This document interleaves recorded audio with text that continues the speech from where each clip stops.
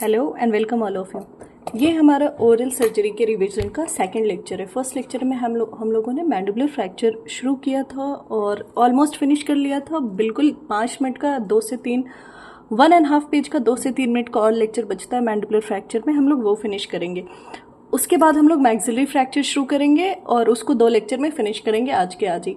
Oral surgery में जो syllabus commission ने दिया है ना, उसमें हमें 4 टॉपिक्स दिखते हैं। एक्सोडोंशिया है, माइनर ओरल सर्जिकल प्रोसीजर्स है, traumatic injuries of the face and jaws है, and management of medical emergencies in oral surgery है। तो द थिंग इज कि जो traumatic injuries of face and the jaw है ना, वो अगर हम लोग बुक में देखने जाएंगे तो ये रहा मैक्सिलोफेशियल ट्रॉमा। इसमें 3 चैप्टर है, ठीक है। हमारा मैंडिबुलर हो गया, आज मैक्सिला हो जाएगा और मैं कोशिश करूंगी कि आज ही इसको बहुत शॉर्ट में फिनिश करा दूं। उसके बाद एक और सिलेबस में एक क्या है हमारा, medical emergencies in oral surgery, ठीक है। तो वो ये रहा हमारा medical emergencies in dental practice. इसको भी मैं बुलेट पॉइंट्स के फॉर्म में आधे घंटे के लेक्चर में कोशिश करूंगी कि जितना इंपॉर्टेंट हो सके उतना फिनिश कराऊं, ठीक है। तो ये जल्दी फिनिश होगा हमारा, ये वाला सिलेबस हमारा आज के आज फिनिश हो जाएगा। अब बचता है exodontia and minor oral surgeries, ठीक है। अब बच रहा है exodontia and minor oral surgeries. तो गुड थिंग इज कि exodontia is itself one among the minor oral surgeries. तो ये माइनर ओरल सर्जरीज में हमने एक्सोडोंशिया देखना है, सूचरिंग देखना है, management of impacted tips and surgical endodontics. तो इसमें या तो मैं 1 दिन या 1.5 डे लूंगी और हमारा ओएस फिनिश हो जाएगा। तो ओएस ऐसे हमारा फिनिश हो जाएगा। और अभी हम लोग शुरू करेंगे मैनेजमेंट ऑफ मैक्सिलरी फ्रैक्चर या middle third of the face. लेकिन उससे पहले अगर आप लोग हो यहाँ पे सुन रहे हो लेक्चर, आपको लेक्चर अच्छा लग रहा है या फिर आपको कुछ रिव्यू देना है, तो प्लीज़ सब्सक्राइब करो चैनल को और प्लीज़ कमेंट में अपने कुछ रिव्यू दो, कुछ सजेशन दो, सो डैट मैं लेक्चर्स को और अच्छा कर पाऊँ। जल्दी से शुरू करते हैं हम लोग अपना लेक्चर। आई होप आपको सिलेबस समझ आ गया, प्लान समझ आ गया हमारा। मैंडिबुलर फ्रैक्चर में हम लोगों ने यहां तक फिनिश कर लिया था, ठीक है। नेक्स्ट है हमारा कॉन्डाइलर फ्रैक्चर। मैक्सिलरी फ्रैक्चर में नेक्स्ट आएगा हमारा condylar fracture. Just give me 2 seconds. Condylar fracture constitutes of 26 to 40% of all mandibular fracture. सारे मैंडिबुलर फ्रैक्चर में जो 26 से 40% इंसिडेंट होता है ना, वो कॉन्डाइलर फ्रैक्चर का होता है। ये इतने ज़्यादा कंस्टिट्यूट करता है, इसीलिए मैंने इसको अलग से कराने का वो लिया है, सोचा है, क्लास लिया है। इससे क्वेश्चन आ सकते हैं। पहला तो क्वेश्चन यही है कि सबसे ज़्यादा चांसेस किस फ्रैक्चर के हैं, तो कॉन्डाइलर फ्रैक्चर के, date is 26 to 40%।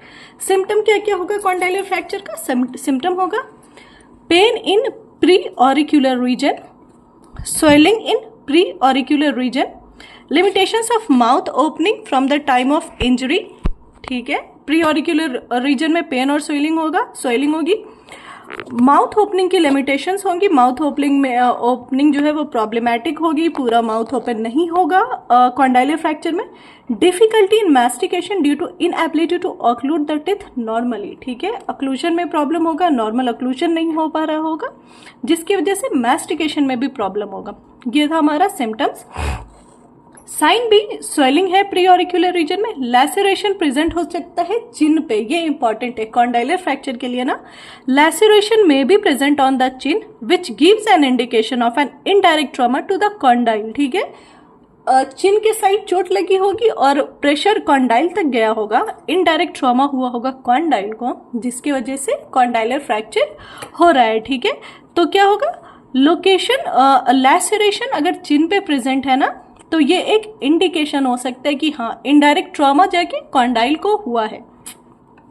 Bleeding from year और blood clots in the year, ठीक है। ब्लीडिंग ईयर में होगी और ब्लड क्लॉट्स भी ईयर में हो सकते हैं। Tenderness in the preauricular region and deviation of jaw towards injured side of the opening, ठीक है। जिस साइड का कॉन्डाइल टूटा है उस साइड जॉ डेविएट हो जाएगी। तो आपने कुछ ध्यान लगाया, कुछ किया कि यहाँ पे प्री-ऑरिक्यूलर रीजन की ज़्यादा बात हो रही है। सॉइलिंग, पेन, टेंडरनेस सब प्री-ऑरिक्यूलर रीजन में है। ब्लड क्लॉटिंग है, ब्लड है ईयर में। उसके साथ साथ चिन पे लैसेरेशन है, जो एक इंडिकेशन है कि ट्रॉमा जो है वो इनडायरेक्टली कॉन्डाइल का हुआ है, ठीक है। ये था हमारा साइंस एंड सिम्टम्स। 26 से 40% कॉन्डाइलर फ्रैक्चर के ही केस होते हैं मैंडिबुलर फ्रैक्चर अगर है तो। Next is limited mouth opening, occlusion derange, ये सब हमने पढ़ लिया। अब हम लोग डायग्नोसिस कैसे करेंगे। डायग्नोसिस के लिए हम लोग क्या लेंगे, ओपीजी लेंगे, लेटरल ऑब्लिक व्यू लेंगे, condylar views and reverse down views लेंगे। मैनेजमेंट कैसे करेंगे हम लोग कॉन्डाइलर फ्रैक्चर का। मैनेजमेंट ऑफ कॉन्डाइलर फ्रैक्चर में क्लोज्ड रिडक्शन, ठीक है। क्लोज्ड रिडक्शन कब, या तो हम लोग क्लोज्ड रिडक्शन के थ्रू करेंगे या फिर ओपन रिडक्शन के थ्रू करेंगे मैनेजमेंट, ठीक है। तो पहले क्लोज्ड रिडक्शन किस केस में देखेंगे, उसका इंडिकेशन क्या है वो देखते हैं कि आप कॉन्डाइलर फ्रैक्चर का क्लोज्ड रिडक्शन से मैनेजमेंट कब करोगे। जब fracture of condylar neck that are not displaced, जब कॉन्डाइलर नेक का जो फ्रैक्चर हुआ है तो नेक डिस्प्लेस अगर नहीं हुआ है तो इस केस में हम लोग क्लोज्ड रिडक्शन कर सकते हैं। या फिर fracture of the condyle in the children, अगर चिल्ड्रन में कॉन्डाइलर फ्रैक्चर है तो क्लोज्ड रिडक्शन से मैनेजमेंट होगा। या फिर इंट्रा कैप्सुलर फ्रैक्चर के केस में क्लोज्ड रिडक्शन से मैनेजमेंट होगा। स्टेप्स क्या होंगे कॉन्डाइलर फ्रैक्चर के क्लोज्ड रिडक्शन के। मैनिपुलेशन ऑफ ज्वाइंट केयरफुली, जो ज्वाइंट्स है उनकी अप्रोक्सीमेशन, उनको अपने सही पोजीशन पे केयरफुली लाना है, केयरफुल फोर्स के साथ, केयरफुल टेक्निक्स के साथ। इंट्रा मैक्सिलरी फिक्सेशन 10 दिन से लेकर 3 से 4 हफ्ते तक करना होता है। डिसलोकेटेड कॉन्डाइलर फ्रैक्चर के केस में intra maxillary fixation for 10 days और अप टू 3 to 4 weeks, ठीक है। After 10 days intramaxillary fixation is removed and mobilisation of the jaw is started. 10 दिन के बाद क्या करना होता है, हमें इंट्रामैक्सिलरी फिक्सेशन निकालकर जॉ की जो है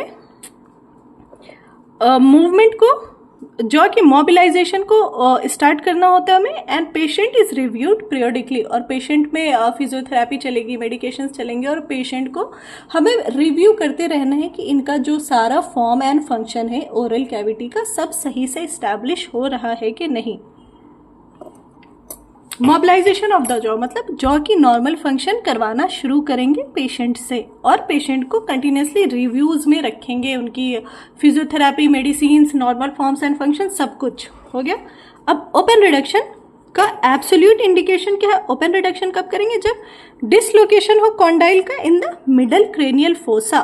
तो किस केस में, कॉन्डाइलर फ्रैक्चर के किस केस में आप as a clinician open reduction करोगे। अगर एक क्लिनिकल केस क्वेश्चन आ जाए आपके सामने एग्जाम में कि XYZ का एक्सीडेंट हुआ था और उसका जो है कॉन्डाइलर फ्रैक्चर हुआ है, डिसलोकेट होके कॉन्डाइल क्रेनियल फोसा में जा चुका है, तो इस कंडीशन में आपका ट्रीटमेंट प्लान क्या होगा।